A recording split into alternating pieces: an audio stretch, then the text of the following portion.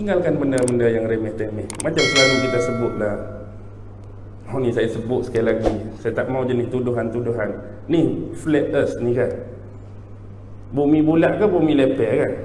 Tak habis-habis, bumi bulat, bumi lepar. Ustaz ni lebih kepada bumi lepar ni.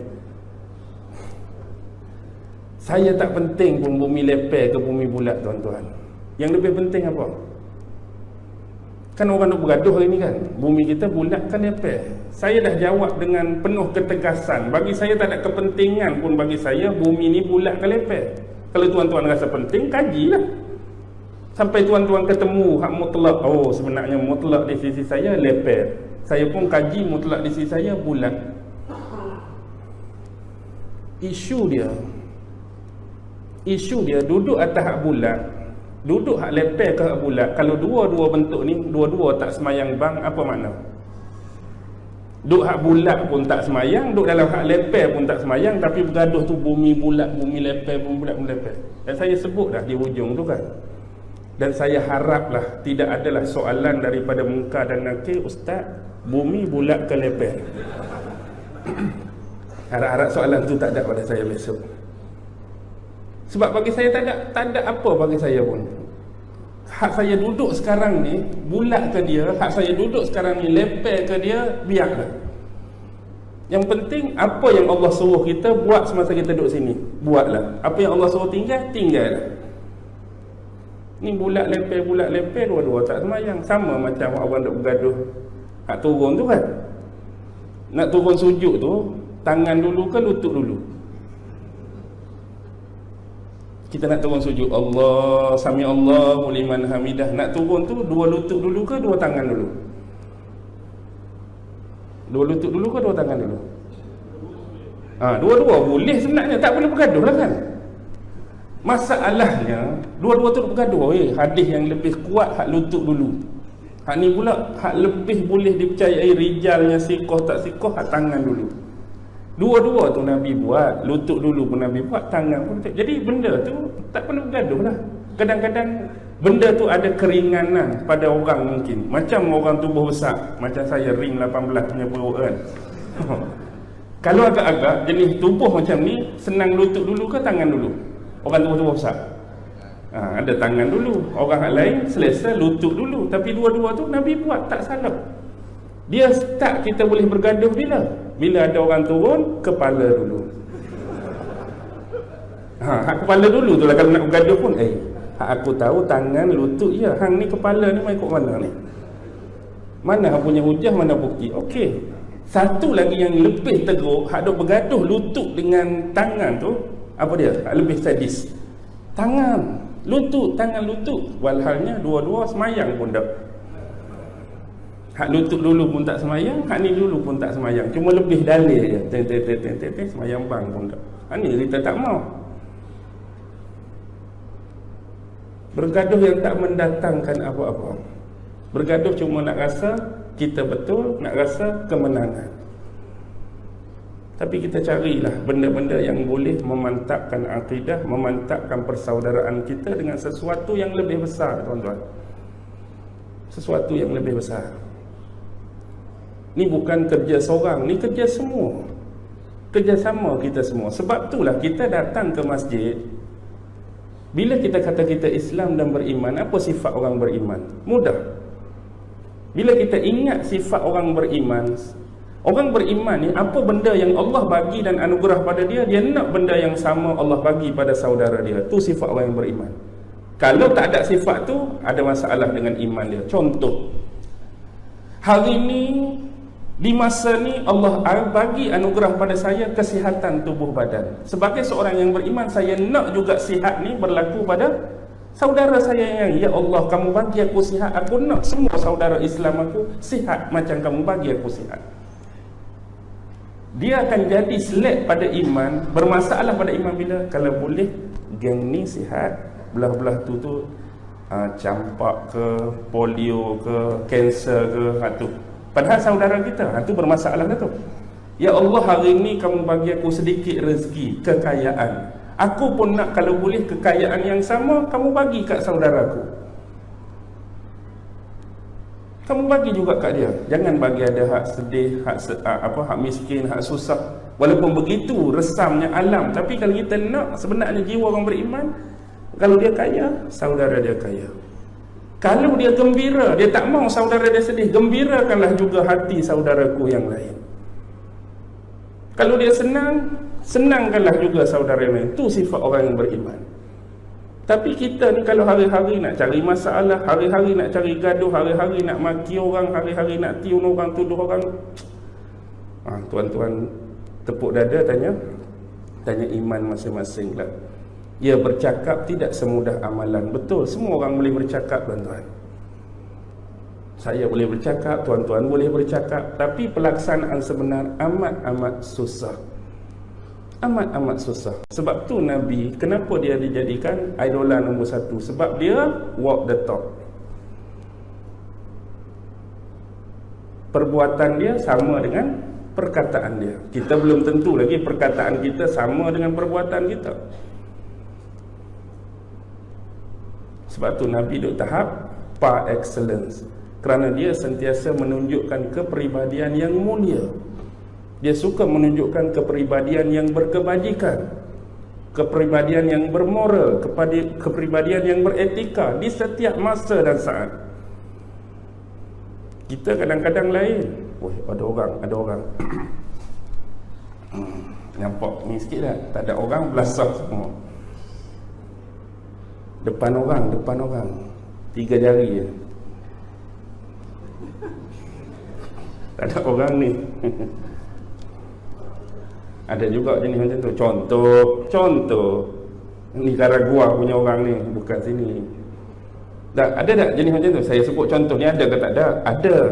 Dia panggil bermuka-muka. Sebab dia tak mau tunjuk. Kadang-kadang benda tu ada juga kebaikan. Maksudnya dia tak mau benda-benda keburukan tu nampak pada mata orang. Dia nak orang nampak benda baik, walaupun hakikat sebenarnya berlawanan daripada dia dalam keadaan di belakang orang. Baik, yang penting apa dia, tuan-tuan? Yang penting kita saling bermuhasabah diri masing-masing. Muhasabah dirilah. Kita saja yang kenal diri kita. Kita saja yang paling rapat dengan diri dan jiwa kita. Di mana saja kita panggil kelompangan, kebocoran, ketirisan, kekurangan diri kita, minta Allah tampung, minta Allah perbaiki. Ya Allah, aku lemah tang ni, tolong bantu aku. Ya Allah, aku tak mampu tang ni, bantu aku. Ya Allah, aku kurang benda ni, tambahkan untuk aku. Hak mana lebih, kita minta Allah kekalkan, kita minta Allah tambah lagi. Sebab sifat utama orang beriman, bila Allah bagi anugerah, dia bersyukur. Bila Allah bagi musibah dan ujian, dia bersabar. Hak lebih dia syukur, hak kurang dia sabar. Sifat orang yang tidak beriman, bila lebih dia sombong, bila kurang dia give up, putus asa. Itu je beza orang beriman dengan orang tak beriman. Kita duduk tang mana? Bila Allah bagi, kita sombong tak dengan orang. Bila Allah tarik, kita give up atau putus asa. Atau bila Allah bagi, kita syukur. Bila Allah tarik, kita sabar.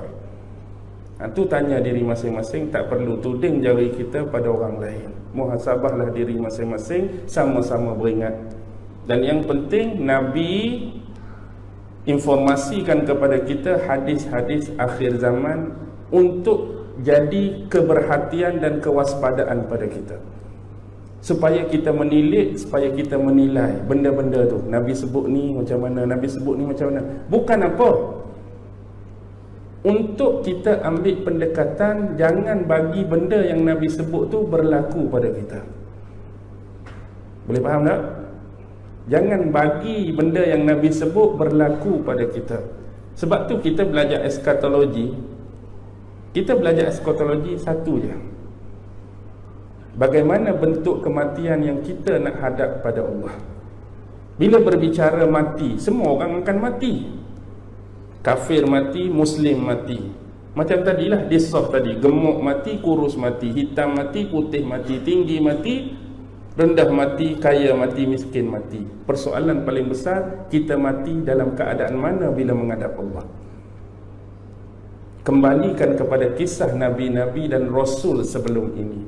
Kita mati menjadi penyokong Nabi dan Rasul, atau mati dalam keadaan menjadi penentang Nabi dan Rasul. Kita mati dalam keadaan membela agama Allah, atau kita mati dalam membelakangkan agama Allah. Tu ya.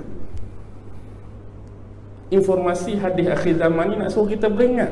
Bukan saja-saja seronok cerita akhir zaman, seronok cerita Dajjal. Tak ada, tuan. Nak suruh benda-benda hak Nabi sebut tu jadi kewaspadaan pada kita. Takut kita terikut, takut kita terfitnah dengan benda tu. Hak mana-mana kesalahan, salahlah. Hak mana-mana tersilap, tersilaplah. Itu manusia biasa. Tapi tu sebenarnya kita nak ajak orang lain supaya beringat benda ni. Bila Nabi sebut tu adalah benda besar, bila Nabi sebut tu adalah benda penting. Boleh faham tak ni? Okey, bila faham boleh habis lah. Ni satu lagi saya nak tanya lah. Sebab ada apa tadi nak kata tabung tu, Tuan Pengerusi nak info sendiri ke, nak suruh saya baca ke? Saya ada tu baca kan. Okey, jadi tak ada apalah. Boleh faham insya-Allah macam ni. Bila saya tanya boleh faham, sebenarnya maksud saya, bahasa saya tadi tinggi sangat ke? Tak kan? Tuan-tuan boleh faham. Walaupun ada slang utara, saya kira boleh faham lagi lah. Saya kira kalau saya guna bahasa ibunda saya hak sungguh Kelantan lagi tak faham. Kalau saya guna Kelantan biasanya orang tak faham. Kalau utara ni okey lagi. Sebenarnya yang memahamkan tuan-tuan siapa? Allah. Saya hanya penyampai, saya hanya pembicara. Saya tak boleh dan tak mampu lebih pada tu. Maksudnya saya tak boleh nak kata, oh malam ni confirm semua orang faham, malam ni confirm semua orang dapat tahu. No, saya pembicara, saya penyampai. Hak bagi tuan-tuan faham, Allah. Hak bagi tuan-tuan tahu, Allah. Tak lebih pada tu. Jadi sama-samalah kita memohon kepada Allah agar diberi kefahaman yang lebih lagi terhadap apa jua bidang ilmu. Yang penting ilmu itu, keimanan itu selalu dikaitkan dan dinisbahkan dengan Allah, tuan-tuan. Kita nak cari ilmu, kena cari pemilik ilmu tu dulu. Kita belajar macam-macam ilmu tu, tapi sesiapa pemilik ilmu? Allah. Minta dengan dia agar diberi kemudahan dan kefahaman. Tok guru kita pun sekadar penyampai, ulama kita sekadar penyampai. Yang bagi faham, yang bagi ilmu Allah, mintalah dahulu dengan dia. Akhir kalam yang baik tetap datang daripada Allah. Yang lemah, yang kurang, yang selalu tersalah, selalu tersilap, serba tak kena, tak ada orang lain, diri saya sendiri. Wabillahi taufiq wal hidayah. Wassalamualaikum warahmatullahi ta'ala wabarakatuh. أعوذ بالله من الشيطان الرجيم بسم الله الرحمن الرحيم اللهم إنك تعلم أن هذه القلوب قد اجتمعت على محبتك والتقت على طاعتك وتوحدت على دعوتك وتعاهدت على نصرة شريعتك فوثق اللهم رابطتها وأدم ودها واهدها سبلها واملأها بنورك الذي لا يخبو واشرح صدورها بفيض الإيمان بك وجميل التوكل عليك وأحيها بمعرفتك وأمتها على الشهادة في سبيلك إنك نعم المولى ونعم النصير وصلى الله على سيدنا محمد وعلى آله وصحبه وسلم والحمد لله رب العالمين. الله أكبر. الله